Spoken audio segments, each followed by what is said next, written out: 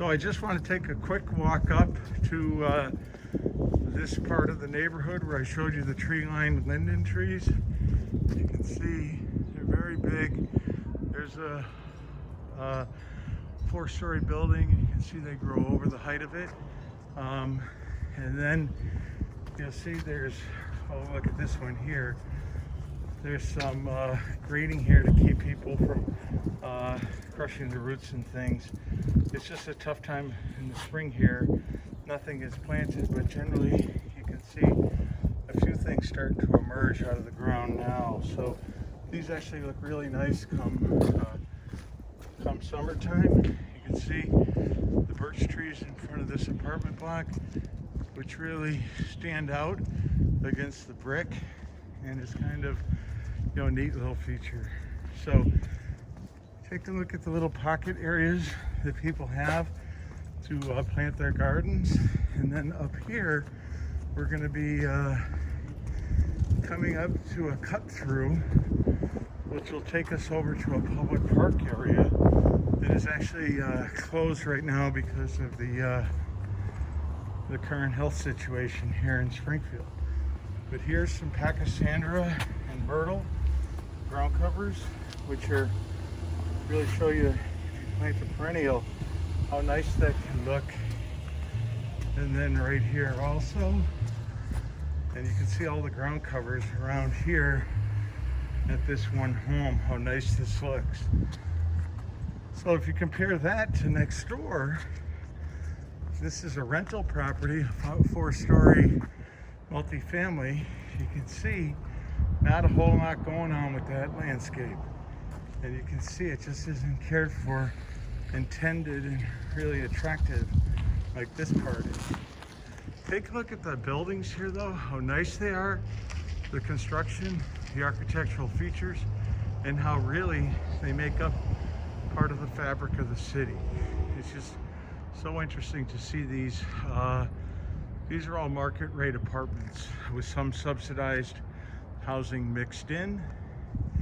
But along here, we were going to walk into what's a park area here that is generally the one of the spots where people will come and bring their kids and play basketball and do a few other things hanging out in the park. But it's tough to see right now because it's closed. But if I sneak through the gate right here, you can see there's benches, and in the summertime, when they built this whole neighborhood or restored the neighborhood, you can see all the buildings around it. There was one more right out here, and they tore that down in order to create this nice open space. But you can see a lot of mature vegetation, large trees, and really adds something special for the folks who live here. And this park is open until dusk every night, so you're going to find people here really from early morning till late night. They'll also bring in food vendors here during the summer months, and they'll have music as well as other art features that are brought by the neighborhood. The neighborhood association down here is very active, and it's really just something that's provided for the residents that makes their life in the city a little more exciting and really valuable.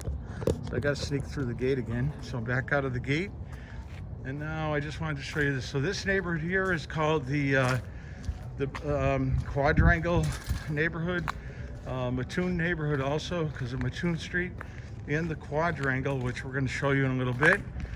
And this is all part of the Metro Center neighborhood, which is the sort of the densest parts of the city, where houses and a lot of multifamily apartments like this are growing on top of each other. But you can see, even at this time of the year, how valuable the vegetation is and how important a role it plays in what makes up this heavily urbanized landscape.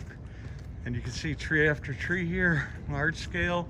These trees were planted in 1974 when this area had a lot of restoration and the roadway was reconfigured. So you do the math and you can figure out, I'd say it's probably 45-year-old trees, maybe a little bit 46 maybe. I'm not good at math, but there it is. But how cool is this? You're on the sidewalk going on brick. This brick has been here forever and a day, and so it really adds character, visual quality, and really part of that urban landscape. And I just think it's a kind of special place down here, and folks that live here literally live,